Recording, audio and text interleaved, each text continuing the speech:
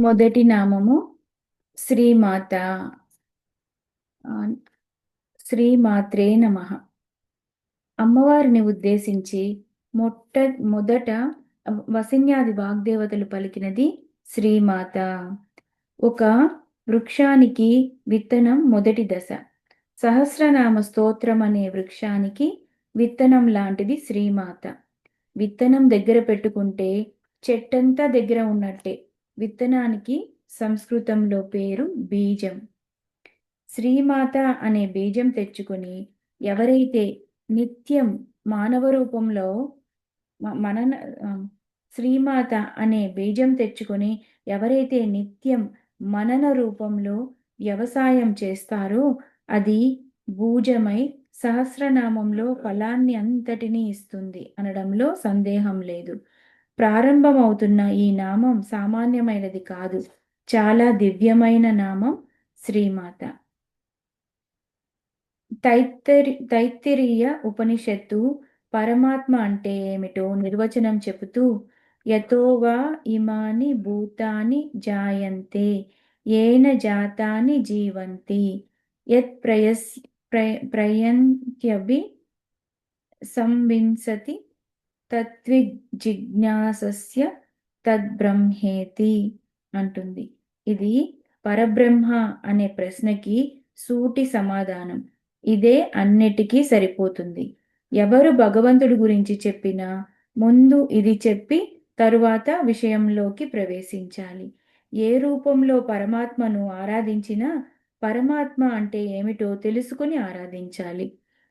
తద్విజిజ్ఞాసస్వ తద్బ్రహ్మేతి అంటే పరబ్రహ్మముగా ఇది అని తెలుసుకోమని వరుణుడు అనే మహర్షి భృగు అనే శిష్యునికి చెప్తున్నాడు. ఇది తైత్తిరీయ భృగువల్లిలో వస్తుంది. లలితా సహస్రనామ ప్రారంభమే ఉపనిషత్. ఆవిడే సర్వోపనిషదుద్గుష్ట. లలితా సహస్రనామం ఒక ఉపనిషత్ అని భావిస్తే ఉపనిషత్తులోని ప్రధాన మంత్రం ఇక్కడ చెప్పబడుతుంది. బ్రహ్మం అంటే 3 మాటల్లో చెప్తున్నాను విను అన్నారు. యతోవా ఇమాని భూతాని జాయంతే. ఈ సర్వభూతములు అంటే ఈ ప్రపంచం, జీవులు. ప్రపంచమనగా భూప్రపంచమే కాదు, సర్వలోకాలు, సర్వజీవులు. జీవులనగా దేవతలు, బ్రహ్మదేవుడు మొదలుకొని పిపీలికం వరకు వీరందరూ ఎవరి వలన కలుగుతున్నారో వారందరూ కూడా ప్రపంచం. రెండవది ఏన జాతాని జీవంతి. ఎవరి వలన పెరుగుతూ ఉనికి కలిగి ఉన్నారో. మూడవది యత్ ప్రయస్యంతి యత్ ప్రయత్యం సంవిశంతి. చివరికి ఎవరిలో లయమైపోతున్నారో అదే బ్రహ్మము. అదే బ్రహ్మసూత్రాలలో అధికారి గురించి చెప్పిన అతాతో బ్రహ్మ జిజ్ఞాస. తరువాత చెప్పిన జన్మదాదస్య యతః సూత్రం. జన్మాదులన్నీ ఎవరి వలన కలుగుతున్నాయో ఆయనే బ్రహ్మము. ఇదే మొదటి మాటగా గజేంద్రుడు అన్నాడు. ఎవ్వనిచే జనించు జగమెవ్వని లోపల ఎందు లీనమై ఎవ్వని ఎందు డిండు పరమేశ్వరుడెవ్వడు మూల కారణం వెవ్వడు అనాది మధ్య లయుడెవ్వడు. అంటే పరమాత్మకు ఇదొక్కటే నిర్వచనం. అంటే ఎక్కడి నుంచి జన్మిస్తుందో జగము, ఎక్కడ ఎలా లీనమై అందులో లీనమై ఉన్న పరమాత్ముడు, దానికి కారణం ఎవడో ఆయనే పరమాత్ముడు. మళ్ళీ ఆయనలోనే మనం లయం అవుతుంది అన్నమాట. పరమాత్మకు ఇదొకటే నిర్వచనం. సృష్టి స్థితి లయలన్నీ ఎవరి వల్ల కలుగుతున్నాయో అతడే పరమేశ్వరుడు. బ్రహ్మసూత్రాలు ఎలా మొదలయ్యాయో లలితా సహస్రనామ స్తోత్రం అలాగే మొదలయ్యింది. అందుకే ఇది బ్రహ్మ విద్య, శ్రీ విద్య అన్నారు. మనం అమ్మ వల్ల కలిగాం. అమ్మ దృష్టికి మనం అమ్మ వల్ల కలిగాం. అమ్మ సృష్టికి హేతువు కనుక మొదటి నామం శ్రీమాత అనేది యతోవా ఇమాని భూతాని జాయంతేలో ఉంది. శ్రీ మహారాజ్ఞి, రాణి అంటే పాలకురాలు. మొత్తం వ్యవస్థంతా సరిగ్గా ఉండేటట్లు చూసుకోవలసిన బాధ్యత మహారాణిది. రాణి అని చెప్పవచ్చుగా, మహారాణి అని చెప్పడంలో ఉద్దేశం ఈవిడికి పైన మరొక పాలకురాలు లేరు. మహాశబ్దం సర్వో సర్వోత్కృష్టతను తెలియజేస్తుంది. ఈవిడే అన్నిటికీ పైన ఉన్నది. శ్రీ మహారాజ్ఞి అనగా రెండవదైన ఏన జాతాని జీవంతి. ఎవరు ఈ సృష్టినంతా పెరగడానికి, ఉండడానికి కారణమో అనగా స్థితికారిణి. లోక వ్యవస్థ నిర్వహణలు ఈ మహారాణి కృత్యములే. సింహాసనేశ్వరి, దీనికి చాలా అర్థం ఉంది. కానీ ఇక్కడ ప్రథమార్థం తీసుకుంటే ఎవ్వని యందు లయమవుతున్నదో అని అర్థం.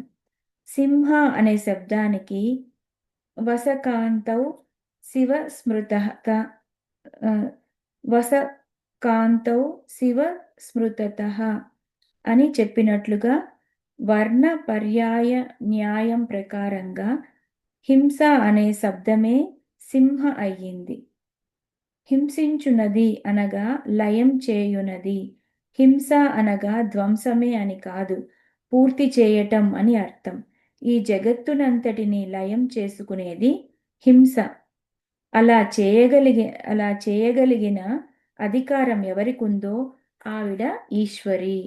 సర్వాన్ని లయం చేయగల తల్లి కాబట్టి సింహాసనేశ్వరి అనగా లయకారిణి.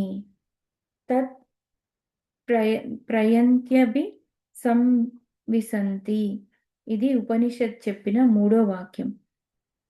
శ్రీమాత సృష్టికారిణి, శ్రీ మహారాజ్ఞి స్థితికారిణి, శ్రీమత్ సింహాసనేశ్వరి లయకారిణి. పరమేశ్వరి అంటే సృష్టి స్థితి లయకారిణి అని మొదటి వాక్యంలోనే ప్రతిపాదన చేశారు. సృష్టి స్థితి లయకారిణి ఎవరో ఆవిడే బ్రహ్మము, పరమాత్మ. మనం ఏ విశ్వంలో ఉన్నామో, దేని వల్ల ఉన్నామో అన్నిటి మీద ఆవిడే అధికారిణి. అందుకే పరబ్రహ్మ స్వరూపిణి అని ప్రతిపాదన మొదటి 3 వాక్యాలలోనే చేసేశారు. సృష్టి స్థితి లయ అనేవి 3 పరిణామ దశలు. ఇవి నిరంతరం జరుగుతూ ఉంటాయి. ప్రతి అణువులోనూ, బ్రహ్మాండంలోనూ సృష్టి స్థితి లయలు ఎప్పటికప్పుడు ఉంటాయి. అతి సూక్ష్మ సమయం లెక్క కట్టలేరు కనుక పెద్ద సమయం చూసుకొని సృష్టి స్థితి లయలు అంటున్నారు. కానీ ప్రతి కణంలో, ప్రతి క్షణంలో సృష్టి స్థితి లయలు జరుగుతూ ఉంటాయి. ఇప్పుడు శ్రీ వైభవం గురించి చెప్పుకుందాం. ప్రతి అణువులోనూ, ప్రతి బ్రహ్మాండంలోనూ సృష్టి స్థితి లయలు చేయగలిగే శక్తి మాత్రం ఒక్కరే. ఆవిడే శ్రీమాత, శ్రీ మహారాజ్ఞి, శ్రీమత్ సింహాసనేశ్వరి. అయితే సృష్టి స్థితి లయలు మారాయి కానీ ఈ 3 చేస్తున్న ఆవిడ మాత్రం మారలేదు. ఆవిడ ఒక్కరే. పరిశీలిస్తే మాత, మహారాజ్ఞి, సింహాసనేశ్వరి ఈ 3 శబ్దాలు మారాయి కానీ మారకుండా శ్రీ అనే శబ్దం మూడింటిలోనూ ఉంది. అమ్మవారి పేరు శ్రీ. ఆ శ్రీయే సృష్టి చేసేటప్పుడు మాత, స్థితిగా మహారాజ్ఞి, లయం చేసేటప్పుడు సింహాసనేశ్వరి అని అర్థం. ఒక వేదమంత్రం ఒక ఓంకారంతో ప్రారంభించాలి. ఇది వేదం అన్నప్పుడు పరబ్రహ్మాన్ని చెప్పే ప్రణవం ఓంకారం. ఆయన శక్తిని చెప్పే ప్రణవం శ్రీంకారం. శ్రీతో ప్రారంభించడం ఓంకారమే. శక్తి సహితంగా పరమాత్మని చూడాలి కనుక శక్తికి సంబంధించిన పేరు శ్రీ. ఇదే అమ్మవారి బీజం. బీజాక్షరాలు గురుముఖత మాత్రమే పొందాలి. చెప్పుకోవడం వరకు మాత్రమే ఇక్కడ జరుగుతుంది. ఎక్కడెక్కడ ఇలాంటివి వస్తుంటాయో అక్కడక్కడ వాటిని గురుముఖతః మాత్రమే పొందాలనేది తప్పనిసరిగా ప్రతివారు గ్రహించాలి. అనేదే నాదం. శ్రీకి నాదం కలిస్తే శ్రీం అయ్యింది. ఇది మహాబీజం. అమ్మవారి విద్యకి ఇది ప్రధాన బీజం. అమ్మవారి విద్య పేరు శ్రీ విద్య. యంత్రం పేరు శ్రీచక్రం. శ్రీచక్రం, శ్రీ విద్య అని చెప్పబడుతున్న తల్లి పేరు శ్రీయే కావాలి. శ్రీ యొక్క విద్య కనుక శ్రీ విద్య, శ్రీ యొక్క చక్రం కనుక శ్రీ చక్రం కనుక ఆ తల్లి పేరే శ్రీ. ప్రారంభమే శ్రీ. శ్రీ అంటే లక్ష్మ్య, సరస్వత, పార్వత ఈ మూడు ఆవిడే. శ్రీ అనగా శక్తి అని అర్థం. శ్రీ శబ్దం అనేక చోట్ల వాడవచ్చు అని లక్ష్మీ సరస్వతి ధీ త్రివర్గ సంపద్విభూతి శోభసు నిఘంటువు చెప్తున్న అర్థం. లక్ష్మీదేవి, సరస్వతి, ధీ అనగా బుద్ధి పరంగా, త్రివర్గాలు అంటే ధర్మార్థ కామాలు ఈ మూడింటితో కూడిన సంపద. అలాగే మంచి శోభ కానీ కాంతి కానీ కనబడితే అది శ్రీ అని చెప్పాలి. సూర్యుడు చక్కగా కాంతిమంతంగా కనబడితే శోభ. నదికి నీరు అందం. నీటికి దాహం పోగొట్టే గుణం అందం. సృష్టికి ప్రకృతి సిద్ధమైన దాని లక్షణం అందం, అదే శోభ. దానినే శ్రీ అంటారు. విభూతికి కూడా శ్రీ అనే పేరు. గీతలో కృష్ణ పరమాత్మ చెప్తూ యద్యద్విభూతి మత్సత్వం శ్రీమ దురితమేవా అంటారు. విభూతులను ఉపాసించాలి. విభూతి అంటే గొప్పతనం. సూర్యుడికి కాంతి విభూతి, నీటికి దాహం పోగొట్టే గుణం విభూతి, కంటికి చూడగలిగే శక్తి విభూతి, చెవికి వినగలిగే శక్తి విభూతి. శ్రీ అంటే శోభ, విభూతి, సరస్వతి, లక్ష్మి, బుద్ధిశక్తి, త్రివర్గాలు. ఇవన్నీ ఎవరో ఆవిడే శ్రీమాత లేదా స్త్రీలకు మాత. ఈ శోభలకు, విభూతులకు అన్నిటికీ కారణమైనది. మాత అంటే కారణమైనది అని ఒక అర్థం. శ్రీ అనగా శక్తివాచకం. ఇది అమ్మవారి ప్రణవం. ప్రణవానికి అకార, ఉకార, మకారాలు ఉంటాయి. శ్రీకారంలో కూడా సకార, రకార, ఈకారాలు 3 ఉన్నాయి. ఇక్కడ సకారం ఆనందవాచి, శాంతి, శుభం. రకారం తేజోవాచి, తేజస్సు అనగా జ్ఞానం. ఈంకారం శక్తి బీజం. తాం పద్మినీం ఈం శరణమహం ప్రపద్యే అని శ్రీ సూక్తం. శక్తికి సంబంధించిన బీజం కనుక ఈం కారం వరకు చివరకు రావాలి. ఈం కారానికే తురియాక్షరం అని పేరు. అక్షరాలలో మొదటి 3 అక్షరాలు అ, ఆ, ఈ. తరువాత ఈ తురీయం 4వది. తురీయం అంటే ఉపనిషత్ పరంగా పైదే కనుక ఈ అంటే తురీయ శక్తి, పరాశక్తి. దీనికి మకారం పెడితే ఈం బీజమైంది. సకారం, రకారం, ఈంకారాలు కలిపితే శ్రీం అయ్యింది. వేదం ప్రకారం శ్రీంకారాన్ని గుప్త ప్రణవం, ఓంకారాన్ని ప్రకట ప్రణవం అంటారు. గుప్త ప్రణవం, ప్రకట ప్రణవం. శ్రీంకారం గుప్త ప్రణవం, ఓంకారం ప్రకట ప్రణవం. సా అంటే ఆనందం, రా అంటే జ్ఞానం, ఈం అంటే పరబ్రహ్మ యొక్క శక్తి. జ్ఞానము, ఆనందము, శక్తి కలిగిన పరమాత్మే శ్రీపద వాచ్యుడు. మరొక అర్థం శ్రీ అనే శబ్దానికి శ్రీయతే అశ్రీయతే ఇది శ్రీయః అని అర్థం. శ్రయం అనే శబ్దానికి ఆ అనేది ఉపసర్గ చేరితే ఆశ్రయం అయింది. నిజానికి శబ్దం మాత్రం శ్రయమే. శ్రీ అనగా ఆశ్రయ శక్తి అని అర్థం. ఆశ్రయం అనగా ఆధారం, పోషకమైన శక్తి.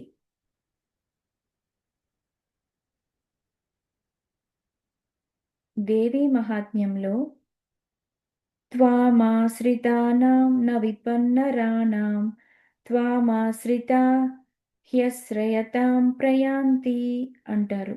అమ్మా, నిన్ను ఎవరు ఆశ్రయించారో వారు తెలివైన వారు. వారు ఎవరిని ఆశ్రయించాలో వారినే ఆశ్రయించిన వారు. సర్వజీవులకు ఆధార శక్తి నీవు అని అర్థం ఈ పై శ్లోకానికి. శ్రీ అంటే ఆశ్రయించే శక్తి అని కూడా అర్థం. కాంతికి దీపం ఎలా కావాలో శక్తికి శివుడు అలా కావాలి. శివుడు జ్యోతి లాంటివాడు. కాంతి జ్యోతిని ఆశ్రయించుకున్నట్లే శక్తి ఈశ్వరుడిని ఆశ్రయించుకుని ఉంది. ఈశ్వరుని ఆశ్రయించుకుని ఉన్న శక్తి కనుక శ్రీ అని అర్థం. బయట నుంచి వచ్చి ఆశ్రయించినది కాదు, ఆయన వెలుగే అది కనుక ఇద్దరికీ అభేదం. ఆ శక్తిని మనందరం ఆశ్రయించుకుని ఉన్నాం కనుక మనకి ఆశ్రయమైన శక్తికి, ఈశ్వరుని ఆశ్రయించుకుని ఉన్న శక్తికి శ్రీ అని పేరు. మరొక అర్థం శ్రీ అనే మాట వేదంలో నుంచి వచ్చింది. రుచస్సమాని యజుగింసి సాహి శ్రీరమృతాం సతాం. ఇది వేదవాక్యం. అమ్మవారి విద్య వేద విద్య. అందువల్ల అన్ని ఆ పరంగానే అర్థం చెప్పాలి. శ్రీ అనగా వేదం. వేదం కూడా ఈ విషయాన్నే చెప్పింది. అమ్మా, నీ పేరేమిటి అని వేదం అడిగితే నా పేరు శ్రీ అని అమ్మవారు చెప్పారు. అందుకు రుచ సమాని యజుహింసి, రుక్కులు సామములు యజుస్సులుగా చెప్పబడ్డ వేదాన్నంతటినీ కలుపుకొని శ్రీ అని అన్నారు. అమృత శ్రీ అని 2 పేర్లు. అంటే శ్రీకి అమృతం అని కూడా పేరు. అమృతం అనగా ఆనందమైనది, శాశ్వతమైనది అని అర్థం. వేదమనే అమృతం, వేదమంతా కలుపుకుంటే శ్రీ. శ్రీమాత అంటే వేదమాత అని అర్థం.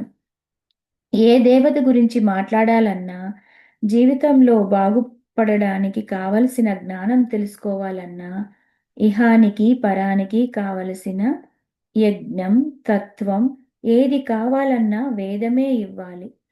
సర్వానికి వేదమే ఆధారం. మనకి ఆశ్రయ శక్తి వేదమే కనుక వేదాన్ని శ్రీ అన్నారు. యస్య నిశ్వసితం వేదాః.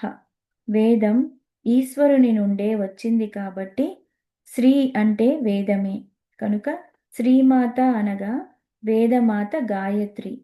గాయత్రి త్రిపద, ఈవిడ త్రిపుర. సంపూర్ణముగా గాయత్రి స్వరూపమే. శ్రీనాథ మహాకవి కడుపు చల్లంగా వేదాల గన్న తల్లి అంటారు. వేదాలను కన్న తల్లి శ్రీమాత. మాత అంటే కారణమైనది అని అర్థం. కడుపులో పెట్టుకునేది అని అర్థం. ఆవిడ కడుపులో నుంచే మనందరము వచ్చాం.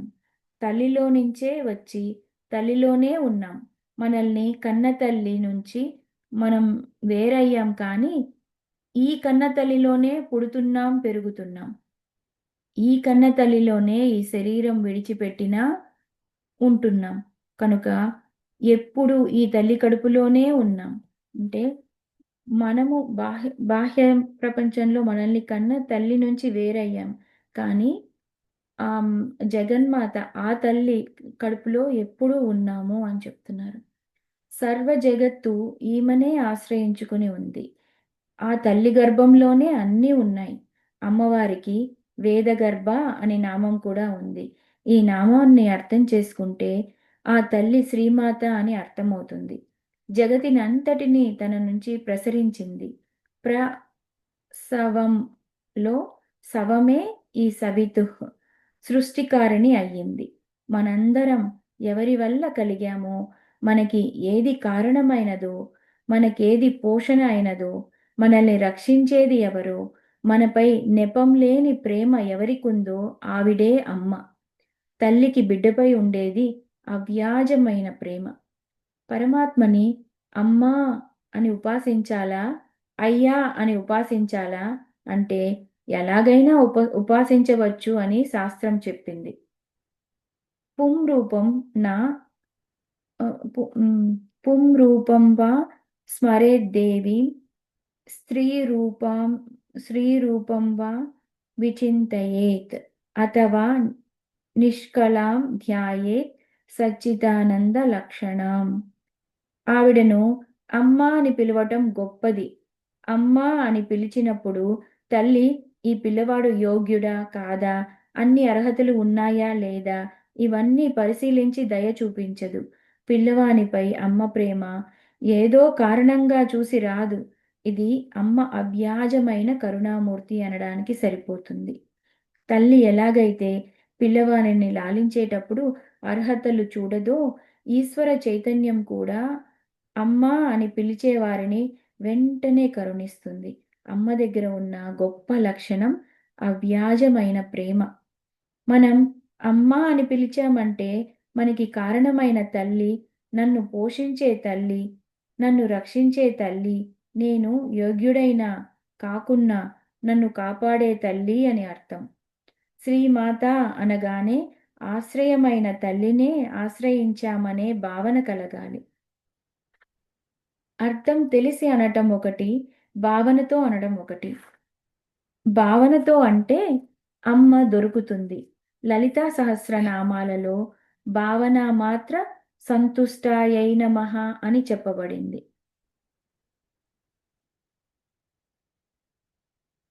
ఇది శ్రీమాతకి చెప్పిన భాష్యం అండి. రెండవ నామము శ్రీ మహారాజ్ఞి.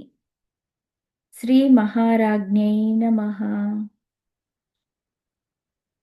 మనము జపం చేసుకోవడానికి శ్రీ మహారాజ్ఞై నమః నామం చేసుకోవచ్చు. శ్రీ మహారాజ్ఞి అనగా పాలకురాలు. ఒక రాణి వల్లే అమ్మవారు సంపూర్ణమైన అధికారం కలిగి ఉంటారు. లోకంలో తల్లి పిల్లలను కంటుంది, కానీ వారి రాతలను కనగలదా అని ఒక సామెత ఉంది. కేవలం మాత అయితే ఆ మాట అంటుంది, కానీ అమ్మవారు కన్నతల్లి మాత్రమే కాదు, సర్వ సమర్థత కల మహారాణి కూడా. పిల్లవాడు ఏడుస్తూ ఉంటే లోకంలో కన్నతల్లి కొంతవరకు తాను చేయగలిగింది చేస్తుంది. తరువాత పిల్లవానికి ఏమవుతుందో అని భయపడుతుంది. అమ్మవారు అలాంటి తల్లి కాదు, ఏమైనా చేయగలిగే తల్లి. సంపూర్ణమైన అధికారం ఆవిడకుంది. అధికారం చేతనే పాలన చేస్తుంది. ఆ తల్లిని మించిన రాణి లేరు. అమ్మవారు సర్వానికి పాలకురాలు. మహారాజ్ఞి ఇందులో ఉన్న బీజాక్షరాలు పరిశీలిస్తే ఈ నామంలో ఈకారంతో పూర్తవుతుంది. శ్రీమాత, శ్రీ మహారాజ్ఞి, శ్రీ శ్రీ సింహాసనేశ్వరి. శ్రీ నాదం పలికితే శ్రీం అనే బీజాక్షరం అవుతుంది. మనకు తెలియకుండానే ఇందులో బీజ శక్తి నిక్షిప్తమై ఉంది. శ్రీమాత అన్నప్పుడు శ్రీం కలిసింది. శ్రీ మహారాజ్ఞి, శ్రీమత్ సింహాసనేశ్వరి అన్నప్పుడు కూడా శ్రీం ఉంది. మాలో ఉంది. మొదటి శ్లోకపాదం అన్నప్పుడు మనకు తెలియకుండానే 3 సార్లు శ్రీం బీజం పలుకుతున్నాం. ఆ తల్లే ముగ్గురమ్మల మూలపుటమ్మ. అందుకే శ్రీంలో 3 ఉన్నాయి. శ్రీతో వచ్చే నామాలు 3 ఉన్నాయి. శ్రీంకారం, లక్ష్మి, సరస్వతి, దుర్గలు ముగ్గురికి సరిపోతుంది. శ్రీ మహారాజ్ఞిలో ఎక్కువ బీజశక్తి నిక్షిప్తమై ఉంది. శ్రీం, ఆ, హ ఈ 3 ఉన్నాయి. ఇక్కడ మాతృకా వర్గ శక్తి పెట్టారు. అక్షరాలలో మొదటిది అ, చివరిది హ. ఇది అమ్మవారి అద్భుతమైన విద్య. అహమిత్యేవ విభావయే భవానీం. ఇక్కడ అహం అంటే నేను అనే అర్థం కాదు. ఆ హం అనే ఒక మహా మంత్రశక్తి. ఆ హ నాదం ఇస్తే హం అయ్యింది. అహం. శ్రీం ఆ హ రాజ్ఞి. శ్రీ మహారాజ్ఞి. ఆ సృష్టి ఆది. హ దాని స్పందన శక్తి. అకార హకారాలకు చాలా విశేషాలున్నాయి. అకారం ఈశ్వరుడు, దాని శక్తే హకారం. ఎవరైతే శ్రీయో అకార హకార రూపిణి అయి సమస్త మాతృకా వర్ణ రూపిణి అయి ఉన్నదో అటువంటి రాణి అమ్మవారు. ఆవిడని శ్రీ మహారాజ్ఞి అనే నామంతో చెప్పారు. ఇందులో నిక్షిప్తమైన బీజాలు శ్రీం హ హకారం. మూడవ నామము అమ్మవారిది శ్రీమత్ సింహాసనేశ్వరి. జపనామము శ్రీమత్ సింహాసనేశ్వర్యై నమః. అమ్మవారు ఉండే సింహాసనం పేరు శ్రీమత్ సింహాసనం. శ్రీమంతమైన సింహాసనపు ఈశ్వరి. సింహాసనం అంటే అధికార ఆసనం. సాధారణంగా రాణి సింహాసనంపై కూర్చొని ఆజ్ఞలు జారీ చేస్తే ప్రతి వారు పాటించాల్సిందే. రాజుగారు రాజధాని నగరంలో సభాభవనంలో గల సింహాసనంపై కూర్చొని పాలన చేయాలి. అమ్మవారు సర్వానికి పాలకురాలు కాబట్టి ప్రతి వారి హృదయంలో తిష్ట వేసుకొని ప్రతి వారిని పరిపాలిస్తుంది. ఠీవిగా కూర్చునే ఆసనాన్నే సింహాసనం అంటారు. సింహం అంటే శ్రేష్ఠ శ్రేష్ఠతత్వం అని మరొక అర్థం. పురుష సింహం అని అంటూ ఉంటారు. దానికి అందరికన్నా గొప్పవాడని అర్థం. సింహానికి మృగరాజు అని పేరు. జంతువులన్నిటిలో గొప్పది. మృగాణాంచ మృగేంద్రోహం అని పరమాత్మ గీతలో చెప్పారు. సింహం అంటే శ్రేష్ఠ వాచకం. అమ్మవారు శ్రేష్టమైన ఆసనం మీద కూర్చొని అధికారం చేస్తున్నారు. మన శరీరమంతా పాలిస్తూ అమ్మవారు మన హృదయం అనే శ్రేష్టమైన ఆసనంలో కూర్చొని ఉన్నారు. శ్రీమంతమైన ఆసనం అది. శ్రీ అనగా శక్తి అని అర్థం చెప్పుకున్నాం. శ్రీ అనగా చైతన్యం అనే మరొక అర్థం. శక్తి అనగా చైతన్యమే. ఈవిడ చిశ్శక్తి కాబట్టి ఆ చైతన్యమే శ్రీ. శ్రీ అంటే పూజ్యులు, గొప్పవారని కూడా అర్థం ఉంది. శ్రీమాత అనగా పూజ్యురాలైన తల్లి అని అర్థం. అందరి చేత పూజింపబడే తల్లి. శరణ్యే లోకానాం అని శంకర భగవత్పాదులు అన్నారు. సర్వలోకానికి శరణ్యం. అదే మహామంత్రంలోకి వెళితే సర్వమంగళ మాంగళ్యే శివే సర్వార్థ సాధికే శరణ్యే త్రయంబకే గౌరీ నారాయణీ నమోస్తుతే. ఇక్కడ శరణ్యే అందరికీ దిక్కైన తల్లి అని. నాకు కాదు అని ఎవరైనా అనుకుంటే అది వారి అజ్ఞానం. ఒక ఆయన అందరూ ఎక్కడ కూర్చున్నారని అడిగితే నేల మీద కూర్చున్నాం అని ఒక వ్యక్తి చెప్తే మరొక ఆయన లేచి నేను నేల మీద కూర్చోలేదు, కుర్చీలో కూర్చున్నాను అన్నాడు. ఆయన కూడా నేల మీదే ఉన్నాడు. ఎలాగైతే నేను కుర్చీలో కూర్చున్నా నేను నేల మీద కూర్చున్నానని చెప్పినా వారందరూ నేల మీదే ఉన్నారో అలా ఎవరు మర్చిపోయినా అందరూ అమ్మని ఆశ్రయించే ఉన్నారు. అమ్మవారే అందరికీ ఆధార శక్తి. అందుకే ఋషుల చేత, దేవతల చేత, అందరి చేత పూజింపబడుతోంది అమ్మ. శ్రీమాత అంటే గొప్ప తల్లి. ఈ లోకంలో ఒక్కొక్క జన్మకి ఒక్కొక్క తల్లి. కానీ ఈ తల్లి మాత్రం మనం ఎన్ని జన్మలు ఎత్తినా మారకుండా ఉంది. అసలు మనం ఏ జన్మ ఎత్తాలో చూసుకుంటుంది. చివరికి మనకి జన్మ లేకపోయినా ఆవిడే తల్లి. జన్మించినా జన్మించకపోయినా మనం ఉంటాం. మనం ఉన్నప్పుడు ఆవిడ ఉంది. ఆవిడ లేకపోతే మనం లేము. లోకంలో తల్లులు ఈ శరీరానికి కర్తలు. ఇది కొంత మేరకు మాత్రమే. జగన్మాత ఎప్పుడూ అధికారి. అమ్మ అమ్మ ఎందరు తల్లుల కడుపులో పడి ఎన్ని జఠర వేదనలు పడ్డానో కాని అసలైన తల్లివి, నిన్ను మర్చిపోయానమ్మా. ఇప్పటికి నువ్వు తల్లివని తెలుసుకున్నాను. ఎప్పుడైతే అసలు అమ్మని తెలుసుకుంటామో మరి జఠర వేదన ఉండదు. అసలు అమ్మని తెలుసుకోలేనంత వరకు అమ్మలు మారుతూ ఉంటారు. ఒక్కసారి అమ్మ తెలుసుకున్నాక మనకు జన్మరాహిత్యం ఉంటుంది అని చెప్తున్నారు. అమ్మల గన్నయమ్మ ముగ్గురమ్మల మూలపుటమ్మ చాలా పెద్దమ్మ అని పోతన గారు చెప్పారు. సింహాసనేశ్వరి మంత్రం అనే విద్య ఉంది. శ్రీచక్రరాజ సింహాసనేశ్వరి శ్రీచక్రం అనే సింహం మీద కూర్చొని లోకాలని పాలిస్తోంది. శ్రీమత్ సింహాసనం అనగా శ్రీచక్రం. ఆసనం అంటే కూర్చునే చోటు, ఉండే చోటు. ఈ ఆవిడ ఉండే చోట్లన్నీ గొప్పవే, లేదా ఆవిడ కూర్చుంటే అది గొప్పదవుతుంది. సింహాసనం అంటే గొప్పదైన ఆసనం. ఆవిడ మన హృదయం అనే ఆసనంలో కూర్చోకపోతే మన బ్రతుకు నడవదు.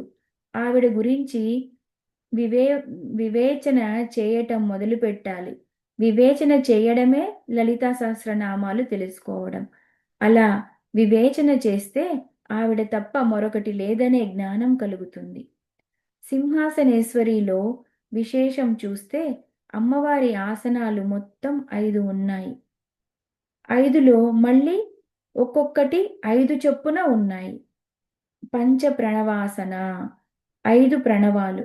అమ్మవారి ఆసనం ఐంకారం, హ్రీంకారం, శ్రీంకారం, క్లీంకారం, సౌహు. ఈ 5ంటిని అమ్మవారి ప్రణవాలు అంటారు. అర్థం కావడం కోసం చెప్పడం జరుగుతోంది కానీ ఇవి గురుముఖతః తెలుసుకోవలసినవే. యా పంచ ప్రణవద్విరేవ నళిని అని రాజరాజేశ్వరి స్తోత్రంలో వస్తుంది. ఈ పంచ ప్రణవాలలో వ్యాపించినది ఆవిడే. పంచదిగాసన 5 దిక్కులలో ఆవిడ ఉంది. 4 దిక్కులు ఊర్ధ్వదశ. పంచబ్రహ్మాసనం అంటే ఇదే. అమ్మవారు బల్ల మీద కూర్చుంటారు. 4 కొయ్యలు, మధ్యలో బల్ల. అదే పంచదిగాసన. పంచభూతాలు ఇవి కూడా అమ్మ ఆసనాలే. ఆవిడ లేకపోతే పంచభూతాలు ఏవీ పనిచేయవు. అగ్నిలో శక్తి వేడిగా, వెలుగుగా వస్తుంది. వాయువులో శక్తి వీచడంగా, ప్రాణంగా వస్తుంది. అలా ఒక్కొక్క దాంట్లో శక్తి ఒక్కొక్క రకంగా ప్రకటించబడుతున్న శక్తి మాత్రం ఒకటే. ఆ శక్తినే అమ్మవారు. పంచబ్రహ్మ సనాసీన. పంచబ్రహ్మాసన. పంచబ్రహ్మలు బ్రహ్మ, విష్ణు, రుద్ర, మహేశ్వర, సదాశివ. వీరు ఏ పని చేయకుండా ఉన్నప్పుడు పంచప్రేతాసన. ఈ శక్తి ప్రవేశిస్తే వాళ్ళు పంచబ్రహ్మలు అవుతారు. పంచకళాసన.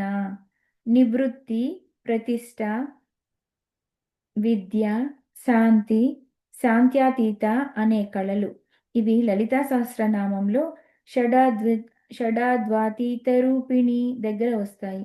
అక్కడ మరింతగా వివరింపబడుతుంది. పంచ ప్రణవాసన, పంచకళాసన, పంచదిగాసన, పంచభూతాసన, పంచబ్రహ్మాసన ఇవన్నీ అమ్మవారి సింహాసనాలు. అమ్మవారు కూర్చోగానే ఇవన్నీ శ్రీమంతములు అనగా చైతన్యవంతములు అవుతున్నాయి. ఈ 5ంటితో కూడిన శ్రీమత్ సింహాసమునందు కూర్చొని ప్రపంచాన్ని పరిపాలిస్తోంది కనుక అమ్మని శ్రీమత్ సింహాసనేశ్వరి అని అన్నారు. ఇప్పటి వరకు చెప్పబడింది అమ్మవారి నిత్య స్వరూపం. ఎప్పుడూ ఉండేది ఆవిడే. సృష్టి, స్థితి, లయకారిణి అనేది 3 నామాలకు సమిష్టి అర్థం. అలాంటి అమ్మవారి వల్లే ప్రపంచం నడుస్తోంది. సింహ మారుహ్య కన్యత్వే నిహతో మహిషాయన మహిషగ్ని తతో దేవి తథా సింహాసనేశ్వరి అని దేవి పురాణంలో ఉంది. సింహాన్ని ఎక్కి మహిషాసురుణ్ణి సంహరించినది సింహాసనేశ్వరి అని.